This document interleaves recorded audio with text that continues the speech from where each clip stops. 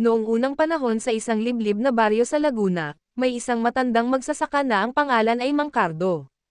Kilala siyang masipag at masigasig sa pagsasaka.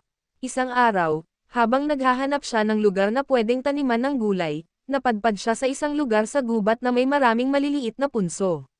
Sa sobrang pagkasabik, hindi niya napansin na may isang punso na naiiba, mas malaki at tila may kakaibang anyo. Hindi niya ito pinansin at agad niyang sinimulang bangkelan ang lupa sa paligid nito.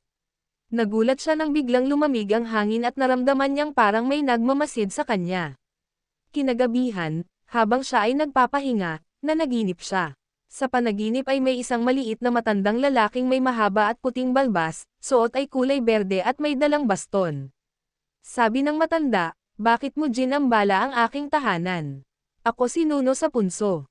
Hindi ka nagpaalam." Pagkagising ni Mang Cardo, hindi niya maigalaw ang kanyang katawan, tila siya'y naparalisa.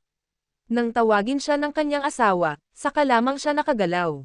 Kinabukasan, lumapit siya sa isang albularyo sa kanilang baryo. Sinabi ng albularyo na siya'y nabulungan ng Nuno at kailangan niyang humingi ng tawad. Agad siyang bumalik sa punso, nagdala ng alay, kanin, tabako, at kaunting alak. Marahan niyang sinabi, "Patawad po, hindi ko alam. Di ko sinasadya. Huwag po sana kayong magalit." Ilang araw ang lumipas, unti-unting bumalik ang lakas ni Mang Cardo. Mula noon, naging maingat na siya sa tuwing pupunta sa gubat. Lagi siyang nagpapalam at nagbibigay galang sa mga punso. Itinuro niya rin ito sa kanyang mga anak at apo, na sa bawat likas na bagay sa paligid, may naninirahan at dapat igalang.